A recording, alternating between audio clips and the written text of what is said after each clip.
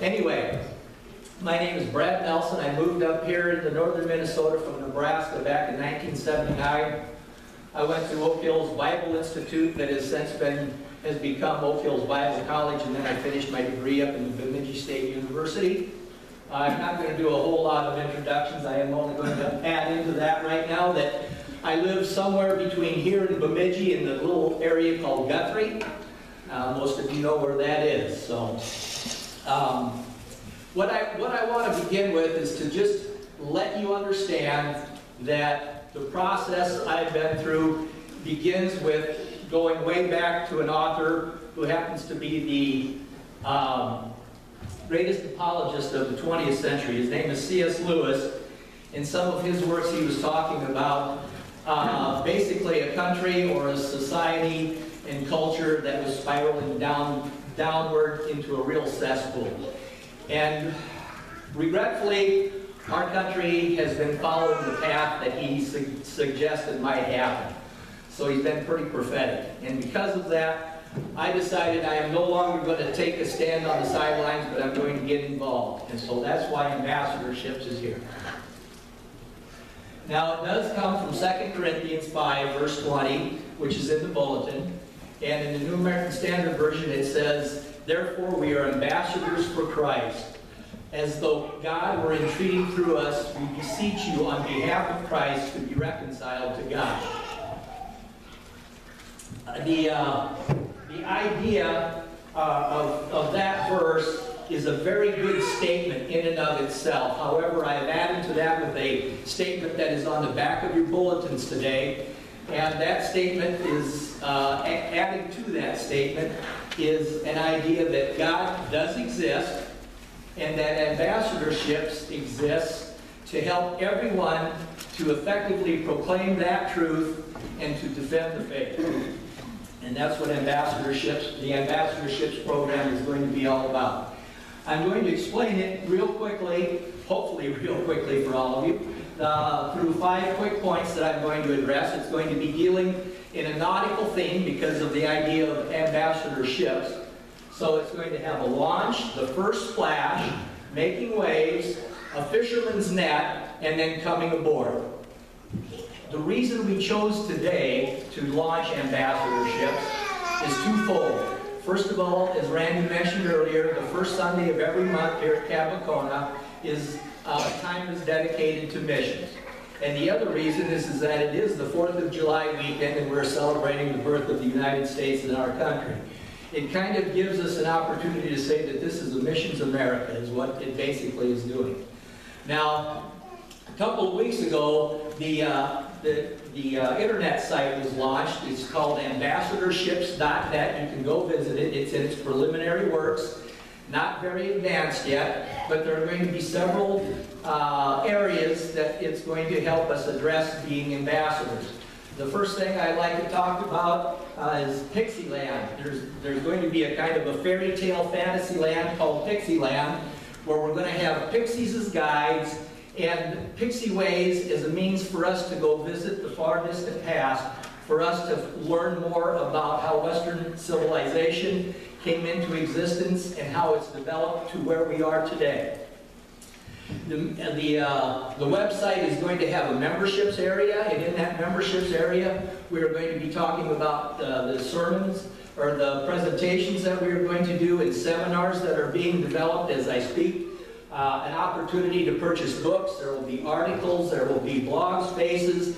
We want it to be interactive. That's why I said all hands on deck. We want to provide education. We want to give everybody a chance to be helpers and to help others in the process. So the final heads up for today is I just want everybody to understand that we know ultimately that it is God that convicts the soul through the Holy Spirit and renews through the, did I say that right? Convicts the soul anyway. It's the Holy Spirit that convicts the soul and renews our spirits. So getting that out of the way, I've got a list of different categories here, and I'm trying to tell you that while we are not, each of us are not any one of those things specifically, sorry Pastor, but we do have bits and pieces of all of those as we go about our journey through life. So we're not strictly evangelists, we're not strictly apologists, we're not strictly pastors, we're not strictly crusaders, but we are ambassadors. Now I use the old medieval term crusaders because we want to remember as we go out there every day that we should be doing what Ephesians chapter 6 verses 10 through 18 talks about, and that is to put on the full armor of God. Actually, in verse 20, the Apostle Paul goes on to say about we are representatives, because in that verse he talks about himself being an ambassador in chains. So who do we represent? Who do we represent? Who is our allegiance to? Well, it's to Jesus Christ ultimately. And Jesus Christ himself said that we do have kind of a dual citizenship. That dual citizenship he brought up to, he said, render unto Caesar the things that are Caesar's, and render unto God the things that are God's. So our dual citizenship is with the United States. Now the United States thankfully was founded on a whole lot of scriptures, and it is was based upon the rule of law. We as Christians know that we exist and our origins all come from God the Creator, and that He actually sent His Son, Jesus Christ, to be the propitiation for our sin. And that He is the lawgiver, and it is through Him that we got those 10 commandments. Now, ambassadors believe in the governments they represent, and we believe in the God we represent. As a matter of fact, we not only believe in the God we represent, but our compliance to that God is based on love. We love because He first loved us. Regretfully, the only power that the governments have over us is the threat of force to ensure compliance. Today, our founding fathers wouldn't recognize the country that we have. Yes, we still have a whole lot of freedoms. We still have the ability to gather and worship, but we see this eroding. And that's the part of the whole scenario that really bothers me. So the difference between the government and God's kingdom is that God's word is the same yesterday, it is the same today, and it will be the same tomorrow. There is no changing it.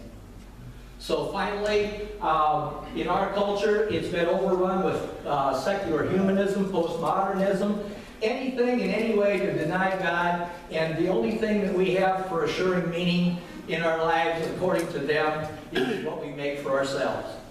On the other hand, we as Christians know that meaning is derived from God and Jesus Christ. He summed it up nicely when he talked about taking the 10 commandments and reducing them down to 2, where he said to love the Lord your God with all your heart, with all your soul, with all your might or strength, and with all of your mind, and to love your neighbor as yourself. So we do have some distinct differences between our ambassadorships with God and being citizens of the United States of America. So because there are these differences, I think it would be incumbent upon us to identify what's at issue and to understand who and what is at stake and who and what is involved. So that's what the first splash is doing. And Houston, we have a problem. Right now, we've got a situation where even in the last 6 months it's changed so much. We are seeing a country that every aspect of our lives are coming under the whole aspect of politicalization, all right? And if you don't believe me, just think about the concept that they've been using lately of political correctness. That's permeating our society. You can't say anything without getting in trouble. So I see things like judicial activism, where judges are no longer following the rule of law, but they are ruling from the bench. As a matter of fact, I see our president, we could almost call him Mr. Executive Order. The rule of law is being eroded away as we speak. We've got the issues of prayer. Prayer at schools, prayer in the public, and now even the IRS is getting involved in the act, and they are asking organizations who are wanting to have a 501c4 status to provide them with the intent or the content of their prayer before they're given that status. So we've got a whole lot of issues with prayer. We've got groups that I'm calling now militant atheists. Not only are there people in our country who don't believe in God, but they're becoming quite militant. So we're no longer a nation that enjoys necessarily the freedom of law or freedom of religion all the time, but we have the atheists trying to make sure that our country is one that has freedom from religion. And another time, in an instance you can think about that, is when you go out and do your Christmas shopping in the wintertime, and people are now saying Happy Holidays. And I make a point to answer with Merry Christmas to you too. So this is kind of what we've got going on. Another group is the militant groupies. Militant groupies like NOW or Code Pink or the LGBT associations. There's quite a few of them. But they've taken some pages from the militant atheist playbooks, and they're using that to say that they're victims. And as victims, why then we're entitled to something. Now we've got an entitlement society in which it's a country right now that almost half of the people are finding some way to say they're owed something for nothing. And when I hear that and see what all has gone on, I can think way back, and you know, it's been an awfully long time. And there are probably people in this room who have never heard a politician utter the golden rule. You know the golden rule to be, do unto others as you would have them do unto you. And those things are becoming antiquated, I guess. So what happened? Well, nothing less nor more than what's always going on. And that is man's fallen nature and man wanting to be his own God. That's exactly what we're trying to do. We think we can rule ourselves better than God can. So what's happened is that Charlie Darwin came along, and him and his band of merry magicians came up with a trick to pull a rabbit out of a hat. Okay, it's not a rabbit, but he pulled a fish up out of the sea, and he magically put it up on land, and it grew legs and lungs, and then he crawled around and became a salamander. After he became a salamander, now all of a sudden he turned into a Komodo dragon, and they're getting bigger and badder all the time, and so ultimately we got the big dinosaurs, and they kicked God out of the equation. Okay, not the dinosaurs, but evolution, basically. Never have seen such a fantasy. Ambassadorships is here to tell one and all that there is a God and that we aren't Him. And Ambassadorships is going to be helping you to go out and tell others that they aren't God.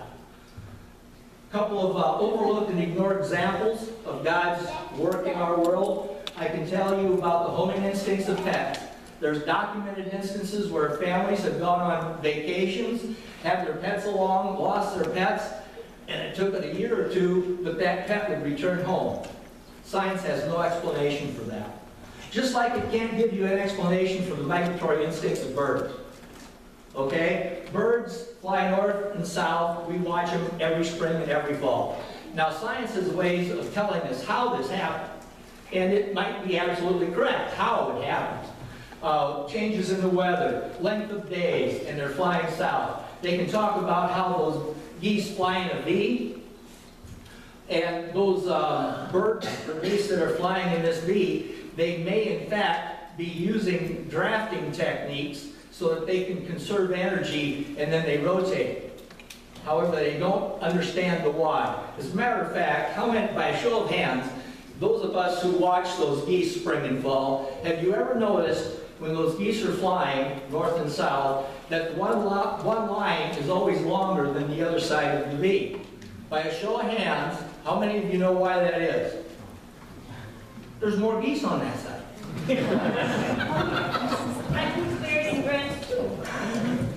Sorry. Now that we're done groaning, I want to talk just for a moment about anomalies. Anomalies are a series of other things that science can't explain. As a matter of fact, that's what the definition of for a scientist, a naturalist scientist, that's his explanation. He is saying an anomaly is an event that we don't understand. Now, in my world, what I hear when I hear scientists talk about anomalies is they say it's not God. so you can put the two together. An anomaly in my world is scientists saying, we don't know the explanation, but it certainly can't be God. Now, I'm not going to go through all of these, but I do want to highlight that very bottom one, the brains, just for a moment, because Ambassadorships does want to give you the tools available. Doing it to you again, to talk to other individuals. That'll work. Thanks, Jerry. Actually, it's not just the brain I want to talk about, but it's more mind. The mind-body distinctions. And the mind-body distinctions, it comes down to, in what I see, is it is a mind over matter scenario. The power of reason is something that science has no explanation for. They cannot compete in the world of ideas. All right? They got a lot of hows, but they don't do well on anything dealing with the why. Now, just for an example today, we're all here, we've all gathered here this morning to come and worship our God. It took a whole lot of development and inventions to get those automobiles we have so we can all congregate and worship our God together. Not only that, but it's taken a lot of technology to even do the PowerPoint presentation that I am using today. But even farther than that, I'm up here talking to all of you out there in the pews right now, where I usually sit. And in doing so, you are listening to what I have to say, and you're using a whole series of presuppositions that you hold near and dear to you, and you are using those presuppositions to determine whether or not what I am telling you is right and good, or if I am giving you falsities. That is something that no scientist of the naturalist order and evolutionary proponents can explain. It's way beyond them. So that is just part of what Ambassadorship program is wanting to help everybody understand, is that science is not all it's cracked up to be. Another thing that's going on in our society, I will call incrementalism. Excuse me, I'll go through this one real quick. It's using a lot of big words. Scientific naturalists, they have material only. They are telling us that our brains are a whole bunch of complex chemical reactions going off and that evolution has all the answers.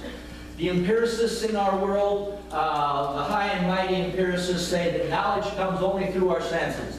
We see it, touch it, feel it, smell it, hear it, or whatever, if I didn't hit all five. Nihilism is the logical progression and result of those beliefs. Nihilism says there is no meaning to life. Well, of course, we don't believe that. Now, the politics of the last century and a half have been using that. We can start off with the idea of communism, where the communists said that God is merely an opiate for the masses. It talks about the socialism. We progressed to socialism, and now in our country, what we have running rampant is progressivism. So that's a different set of incrementals that we've been seeing going on. And the last one is in the realm of philosophy. And if you start with existentialism, which is dealing with experience, it moved into modernism to where now today we have a postmodern society, and it says there are no moral absolutes whatsoever. The truth is exactly what you can make of it. And that's the world we're looking at. So I am saying to you today, Ambassadorships wants to make sure that we are shaking their foundations of sand. They certainly weren't built on a solid stone, so on the solid rock. So as Randy talked to everyone last week about we need to be bold, well, to follow the nautical theme, it's time to rock their boat. There is a biblical foundation for doing just that, and it's found in 1 Peter chapter 3, verses 14 and 15. And in the middle of that, I'll begin in the middle of that verse.